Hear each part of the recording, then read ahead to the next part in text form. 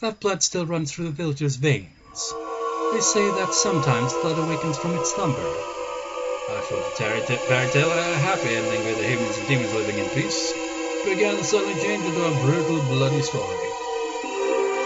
Well, they eat people. They say that every decade or so they can't help but want to feast on human flesh. The villagers can't eat other villagers. So when this happens, it's said that they descended on the human villagers and conducted onagakushi.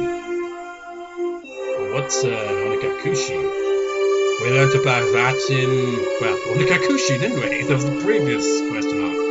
Broadly speaking, it's when a demon kidnaps someone, when a person is deemed away. They say that the villagers of Onagafuchi would overwhelm unfortunate human villagers in order to kidnap sacrifices. Dr. Sam's explanation was plain and simple. When I imagined what it must have been like, it was terrifying. They lose their human reason. The villagers turn into real demons in mass. They attack the villagers they loathe in the dirty world of the masses below. And then they kill and eat their sacrifices. So they're no different from demons after all. What did Oya Shirasama do? Wasn't he supposed to be staying in the village and watching over them? Oya Shirasama knew about it, of course. Onagafuchi isn't indiscriminate. The villagers apparently never kidnapped anyone other than the sacrifices decided upon by their god. In attacks, that's usually one or two people. A village inhabited by those both human and inhuman. It was like the heartwarming episode's colours had inverted like a negative film, revealing the painful and ugly truth. So on the nights when they raided villages, they would feast on the kidnapped sacrifices, which is why the night came to be known as Watanagashi. Watanagashi. Tonight's festival was Watanagashi. I just couldn't reconcile the fun festival with the horrible tale Dr-san was telling me. Well, Watanagashi, wasn't it about giving thanks to the forgotten to use over winter or something? Kei-chan, water has another meaning, you know. It means entrails. Ah. Entrails! What I remember it did say. It didn't say entrails though. It was cotton. But I'm curious. I highly doubt this dictionary has the alternative one for that. Because that's kind of like, yeah, just got cotton. I imagine they'd use a different kanji character, obviously. Entrails? Entrails, are you in here? Entrails? No, of course it isn't. You know what I find weird though? While this dictionary doesn't have something like entrails in there, like, translated, it does have diarrhea. I'm not even kidding. I don't know what word it is in the Japanese section, but there's a word that translates to diarrhea in here somewhere. And I found that amusing because it just, you see all these words and then suddenly diarrhea. It's like, what? Shion, who had been silent until now, spoke up. Oh man, now you think about it, it takes on a whole new morbid meaning. If it means entrails, think about the hoe and the cotton. It's just like entrails. Oh yeah, yes that's true. Like fish guts. Wait, what? Like a jigsaw puzzle, the fun times I had today and talking sounds grotesque tale clicked together in my mind. Watanagashi, so gut spilling.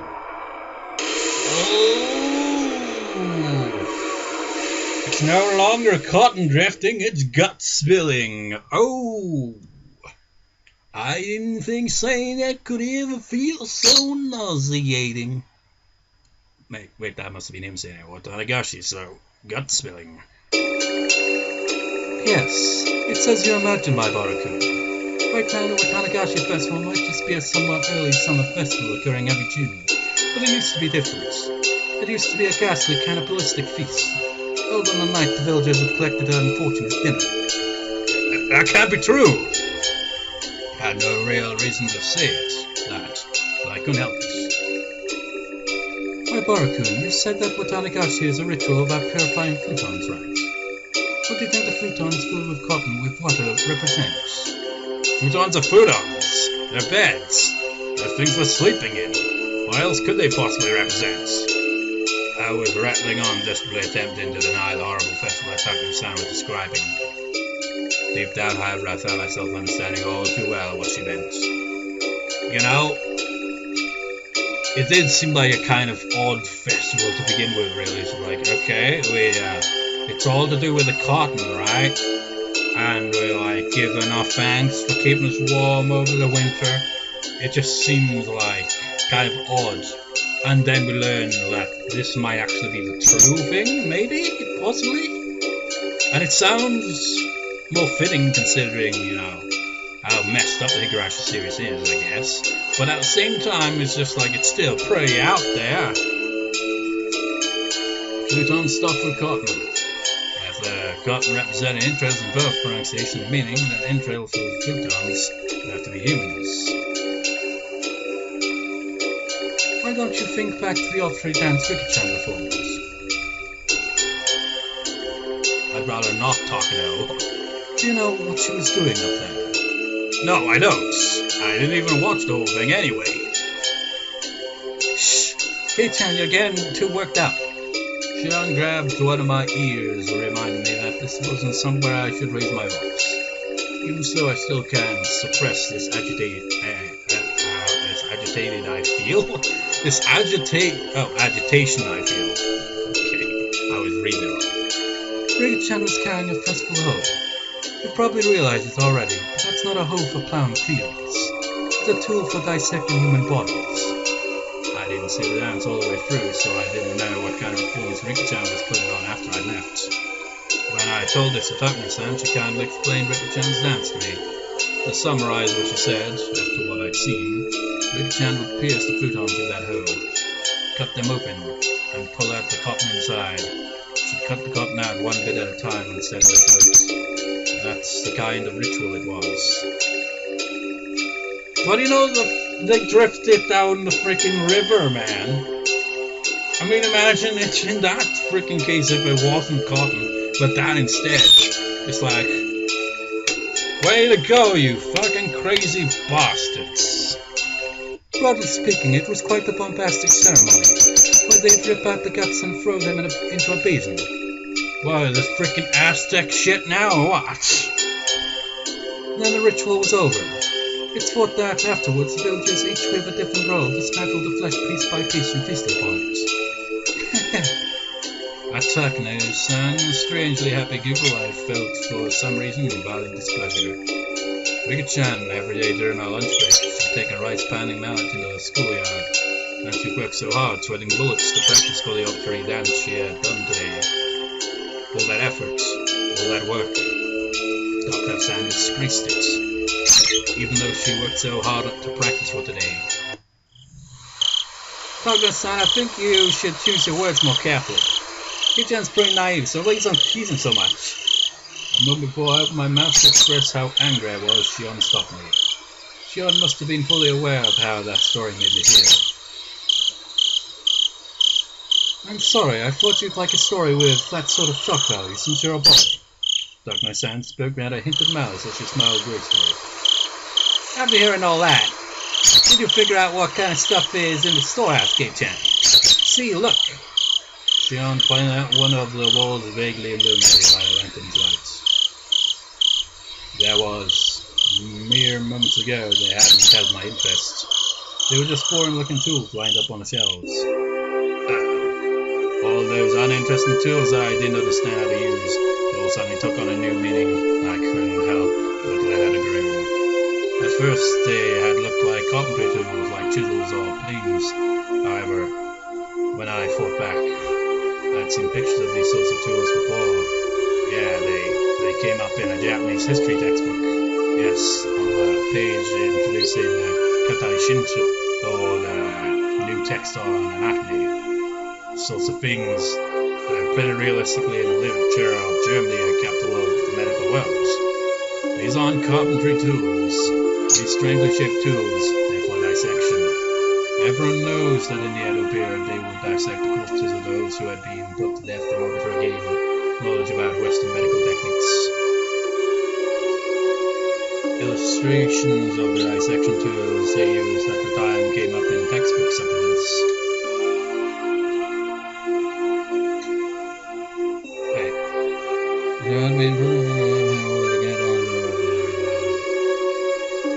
About Western medical techniques? So what? Did they just like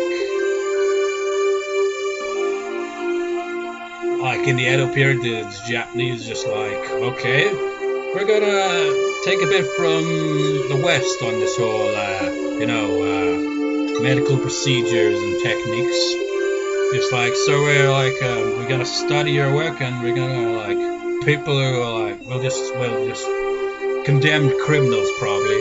Just we'll dissect them and see, experiment here. It's meanwhile, it's you could just ask us, right? It's just fuck off, we don't know your language. It's wait, how is it we can communicate if we don't know each other's language? I don't know. Well, obviously they'll be able to. Surely, there's always going to be people that will understand the language. Because, people are always learning different languages. So, I don't know. Just kind of rambling now. Wait, I don't think I read that line! Illustrations of the dissection tools they used at the time came up in textbook supplements. The things hung up on this wall exactly like the same as those. If you want a scarier way of looking at it, think of them as cooking utensils. Takano-san held a lantern, the only light source in the room, led us along the wall. She had the only light, so I had to walk after her whether I liked it or not. Look!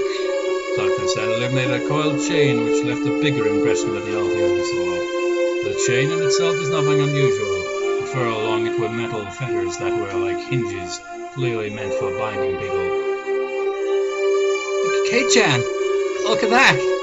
Shion tapped me on the shoulder and pointed to a restraining table that was clearly shaped like a person. My spine froze, my blood felt like it was turning into a shiver zips crawled up my back.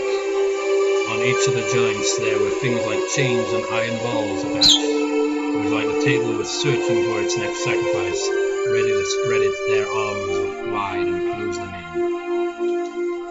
It's probably a chopping block. I think he'd strap the sacrifice down to prep them for eating.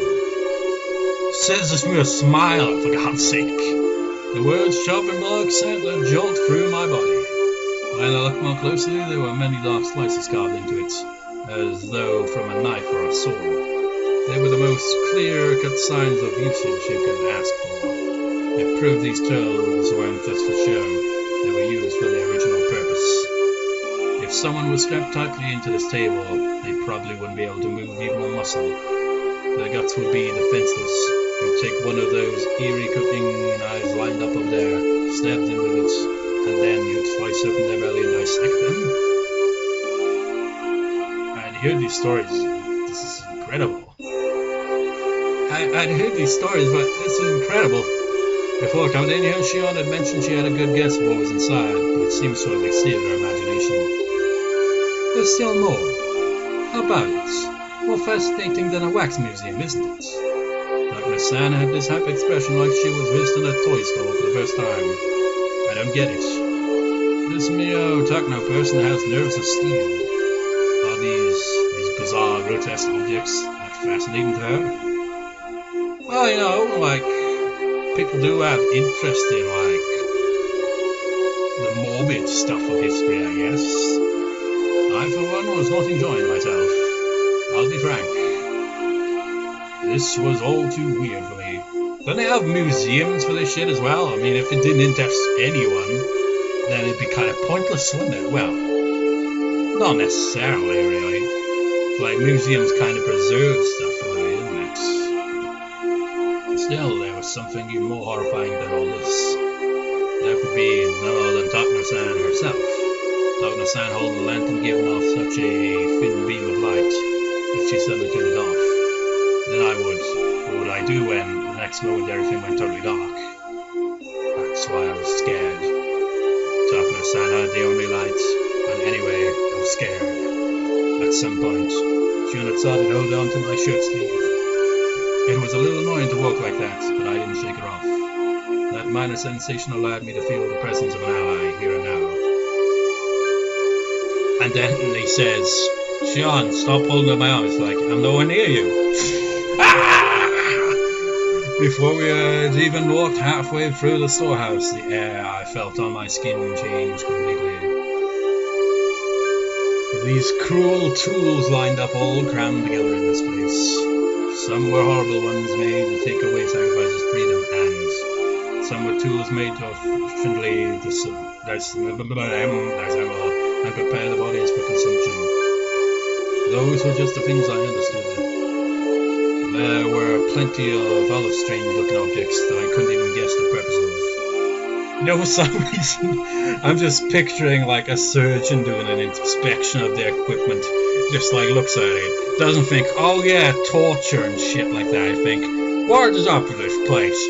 You don't even keep this place well maintained. Horrible practice. You should be ashamed. Do you even have a surgeon's license? Did you go to a university? This is bull. This is the worst thing I've ever seen.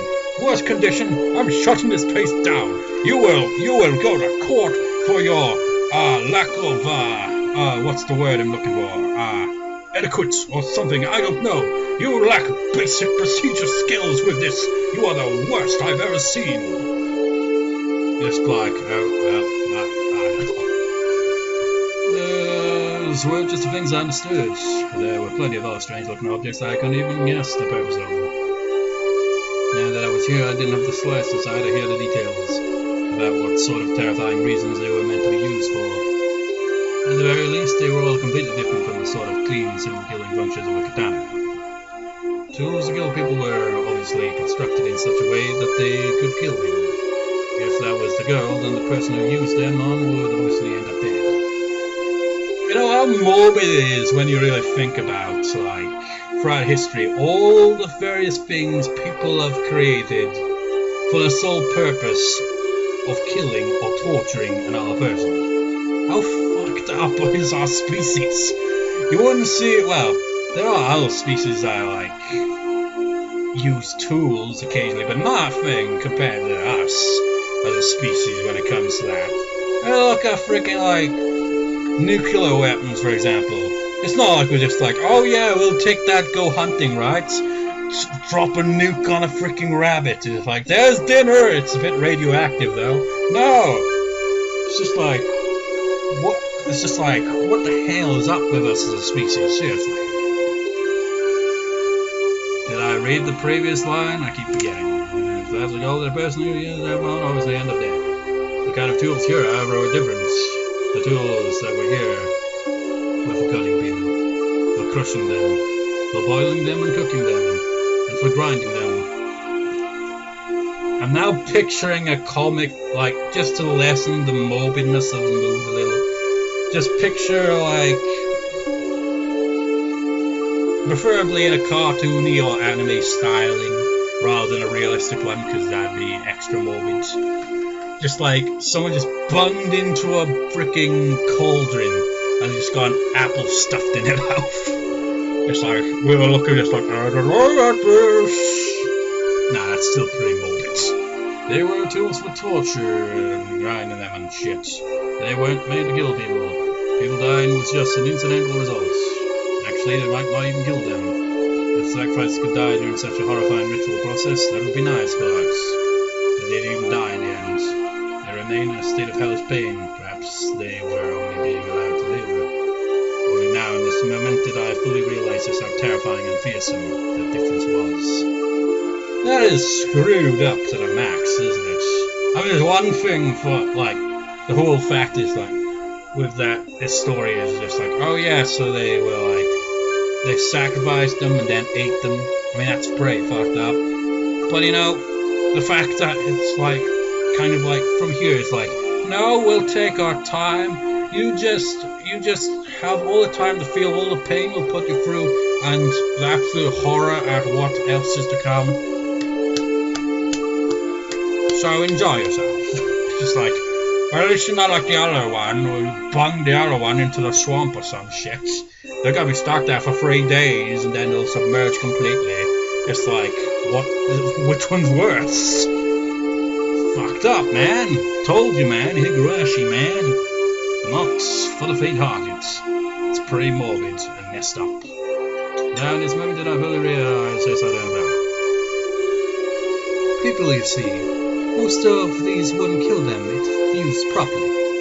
Darkness turned as if reading my mind displayed a shocking smile. Burning at the stake, the famous method of execution for witches, can kill the person immediately. When the body suffers extreme burns on the skin all over, the composition of the skin's chemical makeup produces poison-like symptoms and causes an event shock to the victim. Though I suppose it's still very cruel compared to the guillotine. You have to wait far longer for that to happen. She described such horrors in a strangely medical way. Shion immediately answered the question I had. Dr. San's nurse. There's a saying that nothing can scare a doctor. I guess it's true. Imagine. I can't remember if I'm remembering right. Comedian Lee Evans. I don't know if he did a joke about like something like that. Where it's just like a doctor. It'd be like, it'd be no use if you go into hospital, a doctor looks at you and like, what the fuck is that? Oh, get away from me! No, fuck off! Yeah, it was Lee Evans that did that. It's like, no, fuck off! It's just like, if doctors were like that, it'd be useless, wouldn't they? They have to like be able to cope with this kind of crazy shit. Well, some of them don't have to even do that. It's mostly like surgeons and shit, and the people that have to like assist the surgeon and stuff like that, really, isn't the person operating on these. Otherwise, it's mostly just like, you know, like maybe a checkup doctor. That's probably a simple kind of one. Although you have to probably deal with some gross things. Yes, but like, there's this thing on my asshole and I don't know what it is, doctor. It's like, oh, I hate my job. Oh, and also, there was a method of execution in ancient Rome where they would grill the person, just like a barbecue. They would cover the person in wire netting and slowly cook them over a charcoal fire. Yeah, I've heard of that as well. It's just like, why the hell is throughout history the human race has had such morbidly creative ways of going about execution? Seriously. I can't remember.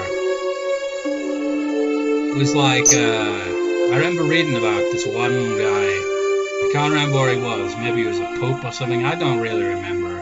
Or a priest. I don't know, but he was badly killed in that way. And apparently said something like, can you turn me over? This side's done, or something like that. Of course, well, that person actually said that. Who the hell knows? That was freaking way too long back. And you know how history is. The further back, the further we are into like the future from when shit like that happens, the less you can really validate it because it was so long ago. But man, imagine that. It's like you're being tortured to death on a fucking barbecue more or less, and you're just like, excuse me, can you turn me over? The side's done. It's like, this guy has some serious fucking balls. Burnt balls, but balls nonetheless. To think the memories of when I went to a day camp with my family would come rushing back now all the time so vividly. That's what it was like. Apparently they wouldn't die too easily for some reason. According to one source, even if they roasted one side of a person to a crisp for an entire night, they would still be conscious and able to speak fluently.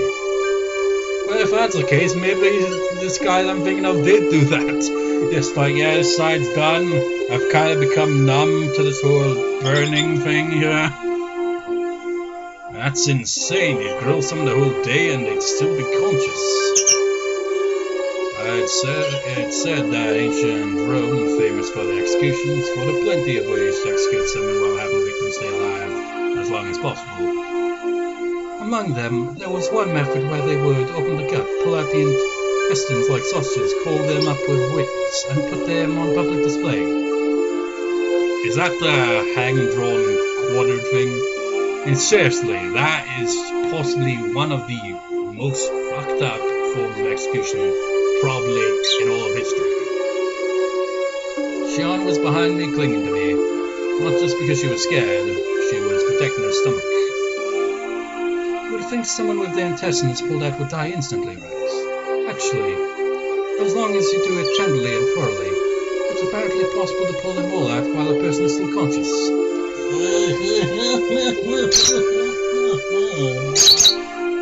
No. I felt a sick feeling in my stomach. It was like my organs were curling up just from talking to some stare. Well, pull them out with a winch was a rather exaggerated method. In a more barbaric way, they might slice open the gut, then cut the intestines out and throw them everywhere. It's quite imaginable that they did dreadful things like that too, isn't it? However, those being put to death are conscious. It must be far more terrifying than painful. She spoke with pleasure as if she had come here on a sightseeing trip. I heard Shion gulping multiple times near my ears. Perhaps Hinamizawa or rather Onikafuchi village did something like that for the Watanagashi festival. Listen, if you try hard, can't you hear it? I wanted nothing more than to not hear anything at all. So why only at times like these do I begin to hear things I shouldn't be able to?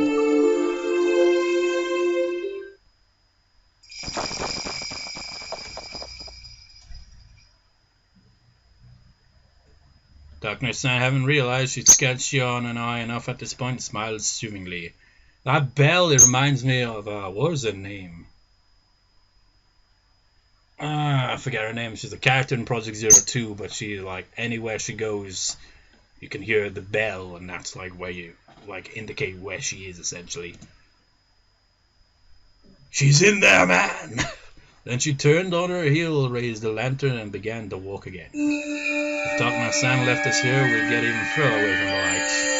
Shion and I, no matter how scared we were forced to follow Darkness-san along on our field trip for the ritual storehouse. Regretting your curiosity again, eh, Keiichi? I suppose we've seen a bit of everything. See, this place is interesting, isn't it? You know what? She'd probably make a good tour guide for medieval torture devices in like an attraction area for stuff like that, isn't it?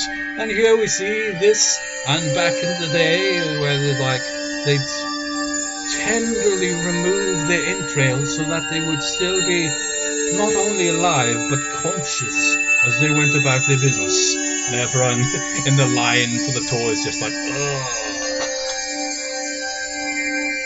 The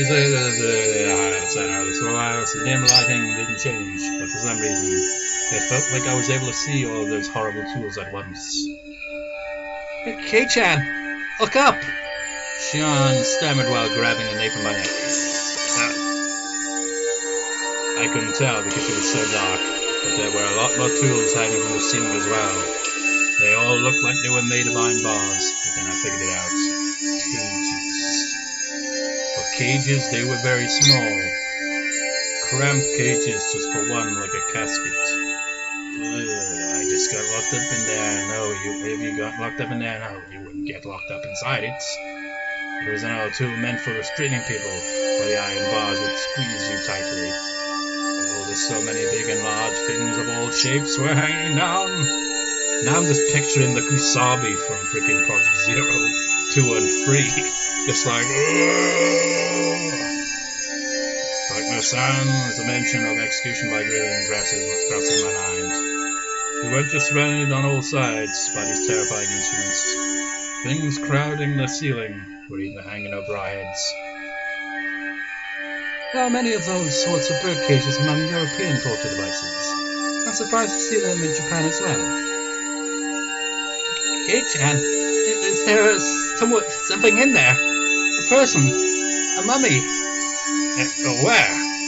Shion desperately pointed to one of the many human-sized bird cages hanging from the ceiling, but I couldn't tell which one she meant. Being that dark, there wasn't any way you could tell if something was there in the first place.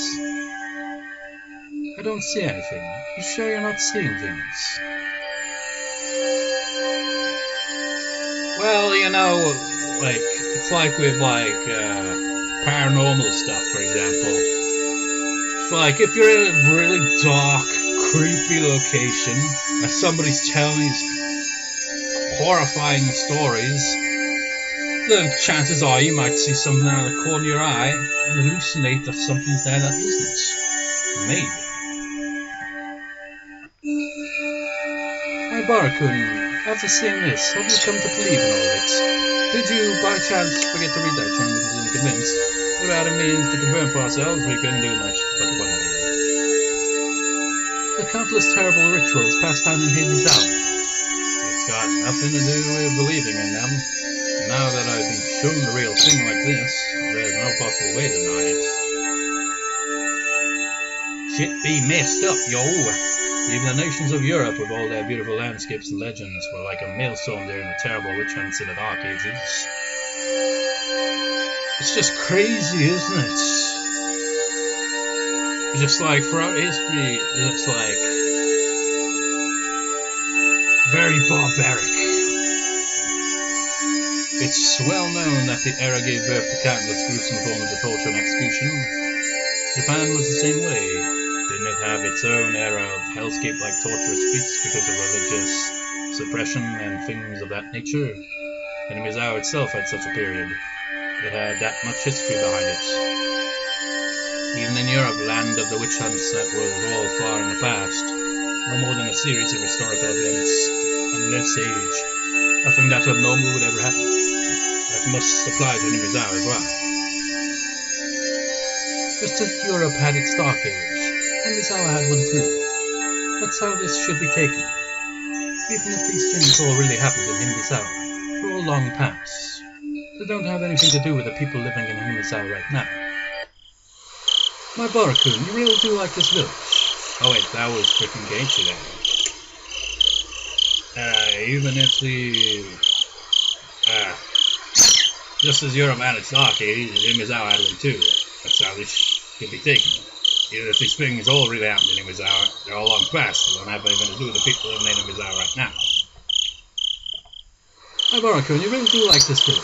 It didn't sound like he was making fun of me, but it was as if I keep forgetting to read some lines here and there. Tomitake gave me a light smile. Well, my son, you're assembling, researching well those custom survivors of present. You're right.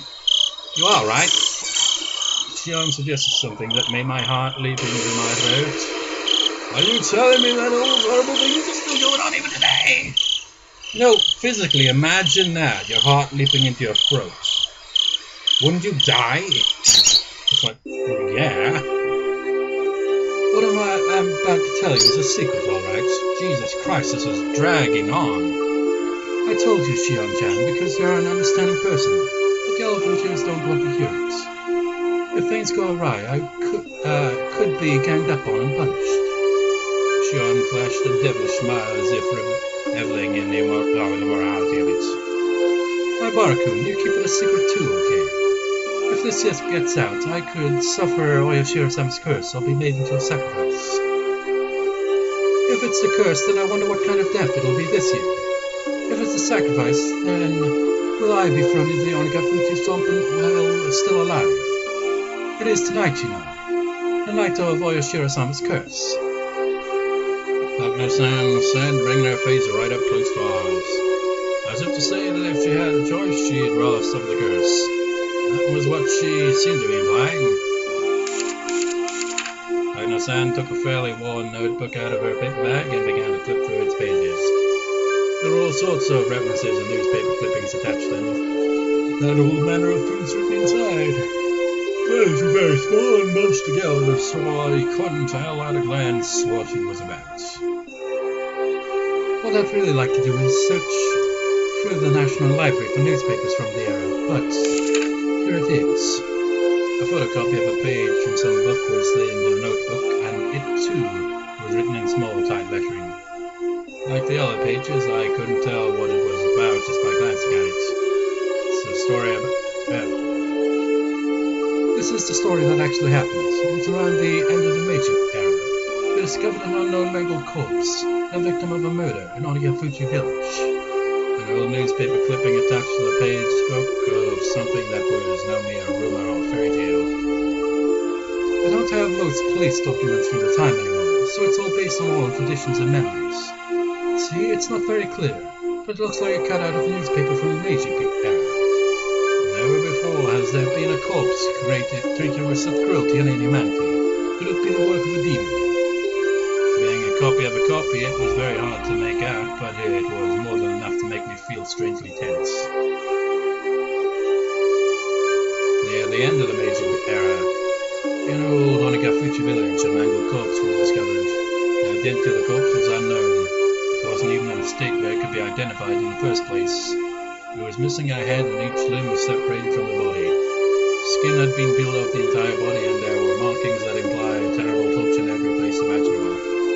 Not only that, but the belly had been cut open by a sharp knife and the entrails completely dragged out. The police immediately began an investigation, but since they couldn't even determine the identity of the victim, much less the criminal, finding answers was extremely difficult. Do you understand what it must have been like? I couldn't imagine such a strange sight even if I tried. This was the first time I was ever thankful for my lack of imagination. The victim was skinned while still alive, underwent all kinds of torture and was killed brutally. The author here who also thinks that even after death, the remains were divided and dissected even further, the epitome of inhumanity. I'm of the opinion that the entire process was performed while the person was still alive, though. What do you think, my Baraku? She spoke in a way intended to make me imagine even more vicious things. As my brain was already far over capacity, however, there was no way I could imagine anything more brutal. Then when I broke my gaze from darkness and the strange-shaped, weird tools were all around us. I wondered if you could faithfully reproduce the mutilated corpses discovered at the end of the Meiji era. The tools found in this place. I want to deny it. I don't want to believe that somebody so terrible could have happened at all. I'm sure they were so strange and terrible in these tools, but they didn't work if I had to escape from them. They did nothing but ridicule me silently. So that creepy incident, what was it in the end? The author says that regarding Honagafuchi village's dreadful customs, this survived into recent post-Meiji days, and that perhaps they lasted until around the beginning of the Showa period. The corpse, which at a glance had been brutally killed after a period of torture. In actuality, however, it was the pitiful sacrificial remains of the man-eater's terrifying feast. The corpse was just leftovers. It was so fantastic, so strange that it didn't feel real. Was this an extension of the legends told? What happened to the Meiji era though makes it just too easy to become a legend.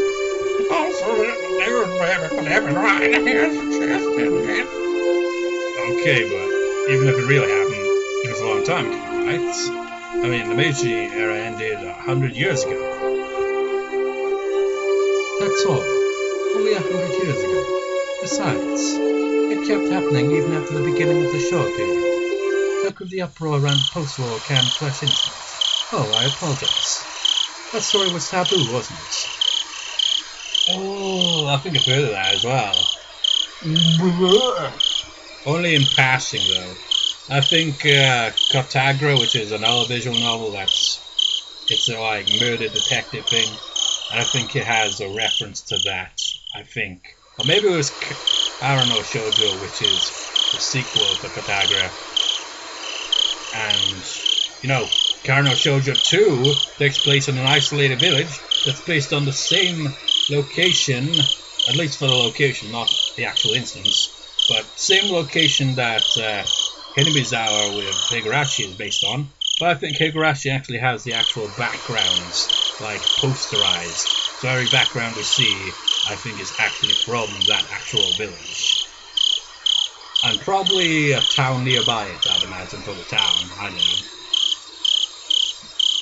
Douglas-san immediately stopped talking as if worried about Shion. Shion briefly looked somewhat angry, but their expression seemed disappeared. Huh? Douglas-san, what did you just say? Canned flesh? Just then there was a huge creaking noise. Everyone whipped around to look. It was Tomitake-san who had opened the door slightly. Did I startle you? Oh, Chiro-san, could you not resist seeing inside? This is a splendid treasure trove of torture devices.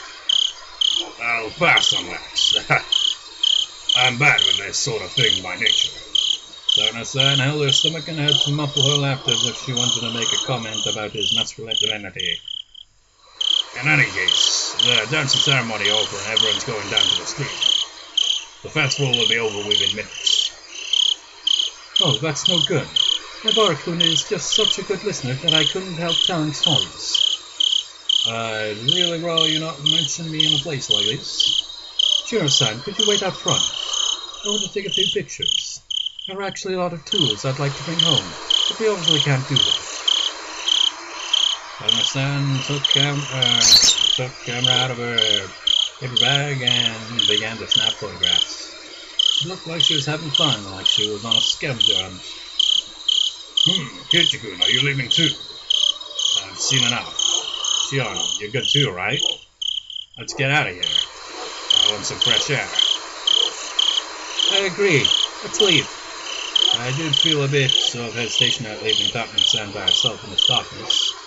When I thought about it, though, I realized that whatever kind of evil spirits and ghosts lurked in the darkness, none of them could hold a candle to how scary she was. Even if a phantasm were to appear, she'd be overjoyed and flash her camera at it. Like, Project Zero failed frame, bitch! Oh, this is a sudden change, isn't it? Seemed like Shion shared my somewhat rude mental images. We exchanged glances and smiled painfully. It's not like we just heard the most morbid of morbid stories. We left Takano-san there, bathed in her strip of camera flashing and shot to go away in the ritual storehouse. Everyone at the festival seemed to zone in the stream, so their voices were very tasty. The voices of the birds on the other hand were clear. They don't want to have that figure of my place or place. How was it? Interesting. Takano-san gave us a somewhat mischievous greeting. You should have been able to tell by looking at how pale our faces were. I should have kept watch outside of you, Tomitake-san. Little Takano-san laughed so delightfully that it wiped away our dark feelings. How did you fare, Shion-chan? Were you scared? I was prepared for it, so I wasn't too afraid, but seeing the real thing was powerful. Shion spoke like she wasn't scared at all. She really had been quite afraid, seeing as how I was in a way worse state than her. I didn't have much room to talk. As Tomitake-san grinned candidly, my mind exhausted and locked up by nervousness began to calm itself. I was talking to son and an adult about this little expedition. You know how she seems like a child sometimes. I was worried she'd be way too excited. But Shion and I laughed and left as our answer. Hopefully she was only looking at things. I'm worried she'll sneak something out of there or mess with the ritual and let too much and break it or something. Right, that's quite possible. She is alone in there right now. She might pilfer something small and easily concealed, hiding it in her pockets. Yeah, I can see that. Shion said what I was thinking. You're sure she didn't break anything? Wait, you're sure she didn't break anything? I can clearly hear some noises like someone jumping up and down. I was getting pretty nervous. I'm sorry. I ran out of film. Shiro-san, if you have any more, could I use some? Takano-san suddenly appeared while we were talking about her, taking everyone by surprise. Takano-san smoothly grinned and responded as if nothing had happened.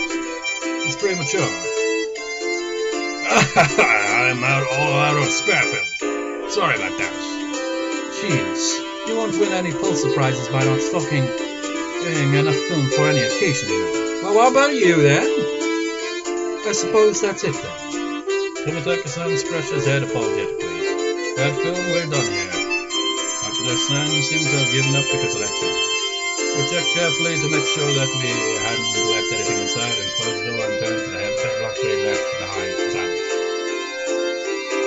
Takano-san, you didn't stick anything out, right? How rude. I'm trying not to be that childish. Clank! Tomitake set the padlock back to the way it was before. From my cursory glance, it didn't look like thieves had knocked in a hole.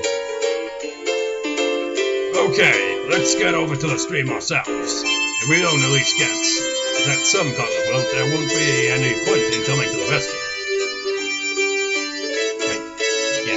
Tomitake-san spoke brightly, urging us along. Certain cotton float down the stream. I shake my head every time driving away my dismal thoughts as the double meaning. But my son, looking a little let down, kept turning back a glance at the ritual storehouse. Let's just leave it at that, alright? You saw enough to set your curiosity in you. Oh, not at all. Everything I've found only renewed my interests. All those stories and legends suddenly hold water. After today, I'm going to have to change the way I look at all this. Wow, she's truly her curiosity really is something else. Still interested in all this to improve.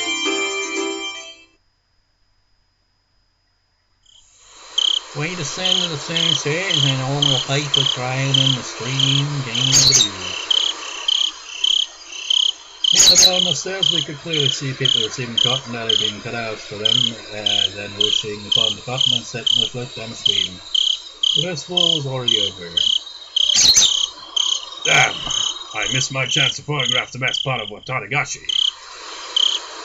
Oh, but it's not too late. I'm going to go and set some afloat. Perhaps you could take pictures of me. Darkness-san, with an impish expression, brought her head to Tomitake-san's shoulder. Despite his age, she looked embarrassed. I felt an honest respect for Tomitake-san. Man to man, for dating such a handful of a woman. It's like, Doge, man. You have, she's just like, she has a very, very morbid curiosity in that one. Goodbye then, my Baraku, Shion-chan. Wait, goodbye then, my Baraku and Shion-chan. We're going down to the stream. Would you like to come with us? No, I couldn't get in your way. Please take your time. Shion waved her hand to them with an expression just as impish as Takano-san's. Tomitake-san on his part seemed to want us to come, but whatever. Shion gave a big stretch and sat down on the stone steps. I'm pretty worn out. Same here. I'm exhausted too. Keiichi-chan, this is your first Watanagashi, isn't it? You're gone, don't mind me. I'm tired, so I'd like to stay away from the crowd. Yeah, if we were to go now, we'd barely slip into the end of the cotton drifting ceremony. My sister and your other friends might be looking for you too. And your other friends. Go on. Oh, yeah, right. They've been by themselves ever since we got separated. There's no second time in this bloody arc where he just wanders off and his friends are just like waiting for him. And just like, I mean, to be fair, he's engrossed in the stories he's learning and all that, so he's kind of like, forgets all about that. But they must be like, man, Keiichi, where the fuck have you been? I'd feel bad if they were looking for me. Then Shion's suddenly got a playful look on her face and put her index finger to her lips as if telling me to keep this a secret.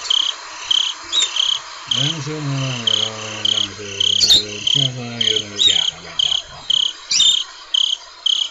My sister is the type that gets real jealous. If she knew I was hogging you this whole time, she'd never let me hear the end of it. So keep tonight a secret, okay? Keep tonight a secret. You say things that are so embarrassing. Only because of that hour. Considering what we were doing tonight, we really need to keep it secret. I sure something's cursed might happen tonight, and we four would be the prime candidates. Loosening Fred's attention, we came forth again. Shion, however, burst out laughing. Alright, I'm going to get out of here before I run into my sister. I really am tired, so I don't have the endurance to put up with her anyway. I can't tell if you get along with her or not. We get along. Although, as she said that, her vague expression explained that there was a lot of oddities in a relationship between twins. I'm the only child, so I don't really get it. Make sure you get along with her, okay? Well, I'm not an only child, so I know what it's like to grow up with siblings. It's just chaos. It's just like when you get older, it kind of mellows out, you know? Right, thank you kindly for your meddling. Okay, I'm gonna go. You should hurry up if you want to make it, Keiichi. Watanagashi really is about to end. Shion stood up and brushed the dust off her backside.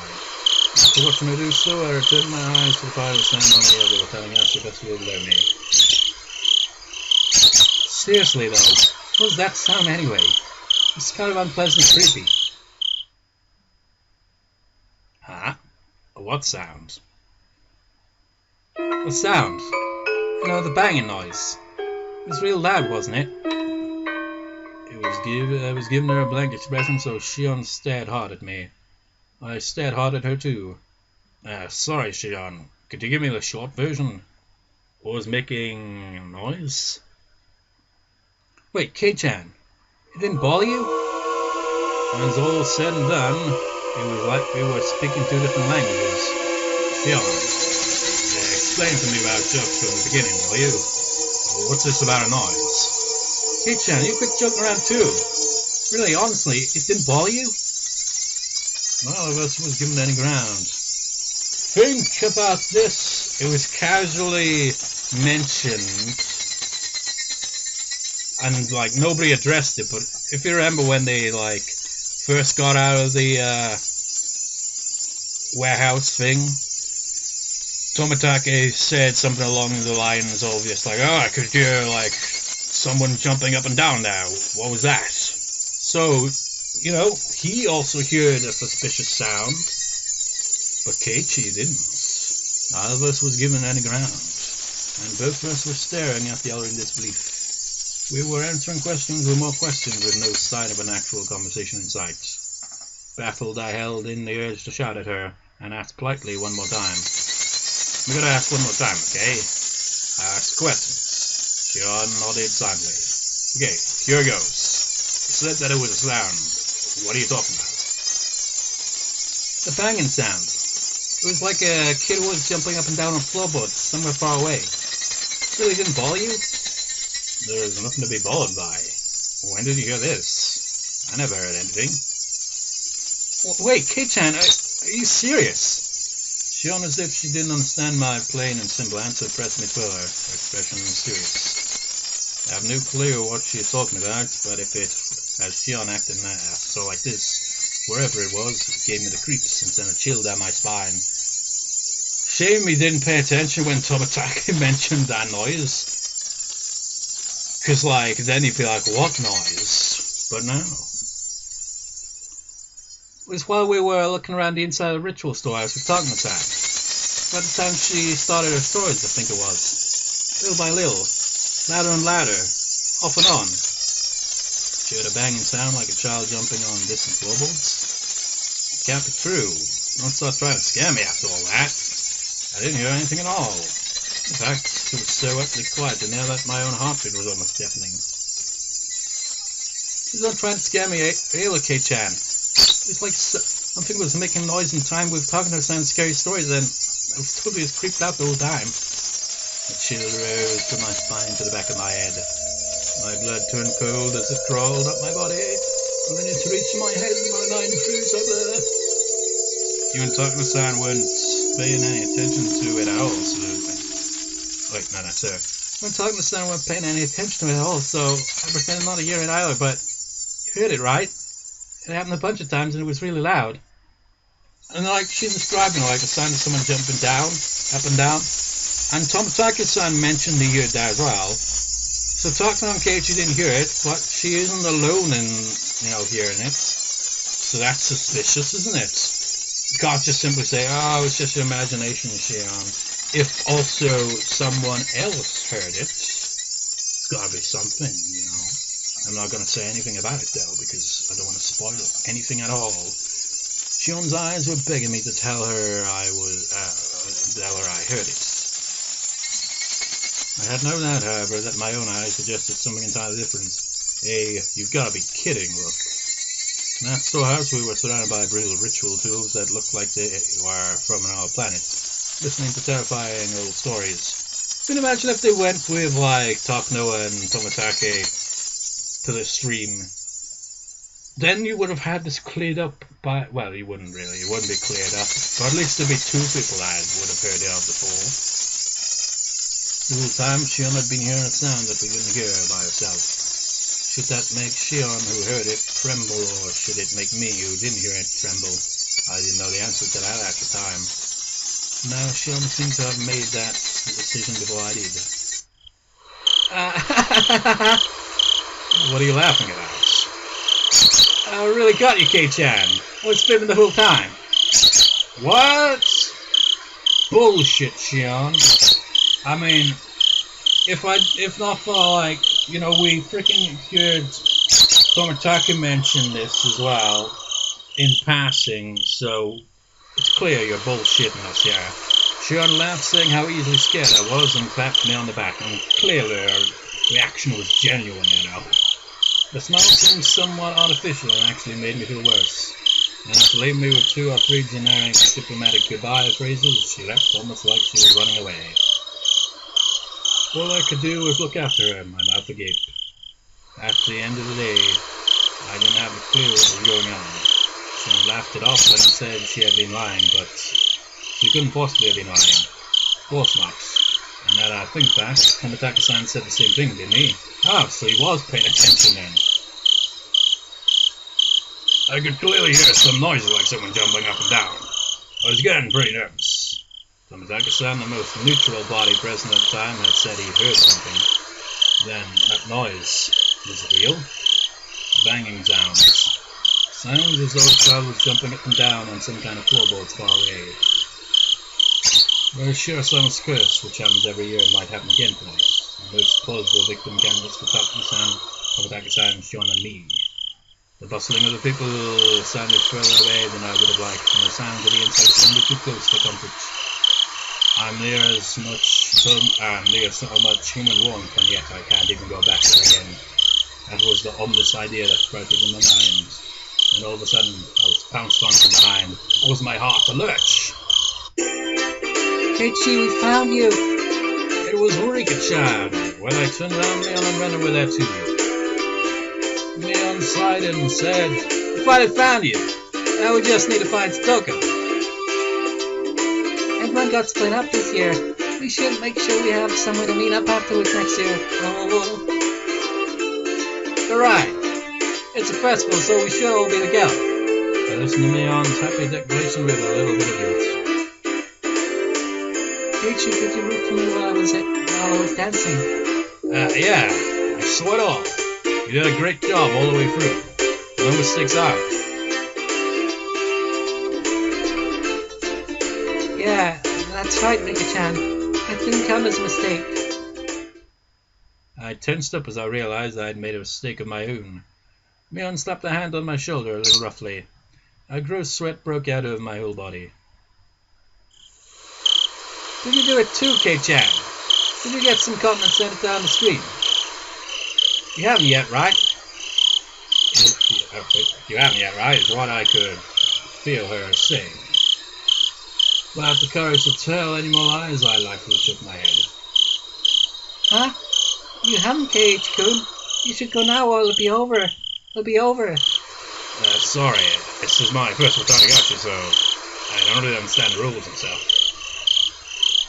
That's right. I'm sorry. Leon took my hand and we started walking down the stone steps. Hey, Kei-chan. What?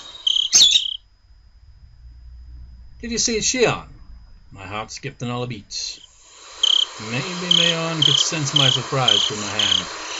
No, well, I sort of think I saw her.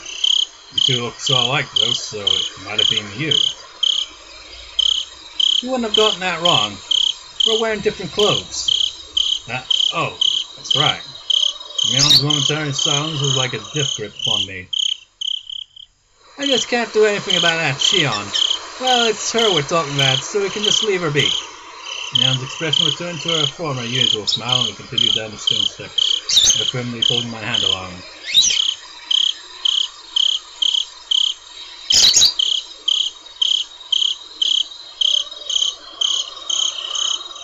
Higurashi when they cry ominously.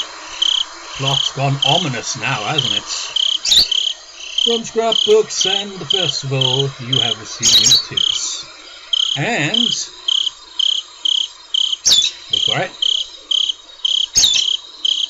Any moment, there he is, demon unlocked, plumbing the depths. Man, nearly 3 hours here. Long ass recording, but yeah, we've hit the point in the plot where things will suddenly take the dark turns into the unknown. The darkness of Higurashi the morbidness of it all, the stuff that makes your stomach go, ugh. But yeah, that'll do for this recording. Nearly 3 hours. That's going to have quite a few parts, I imagine. Anyways, we'll see you next time, viewers. See you next time. Just like after all that, it's like, yeah, just like back to the usual. See you next time, viewers. See you next time.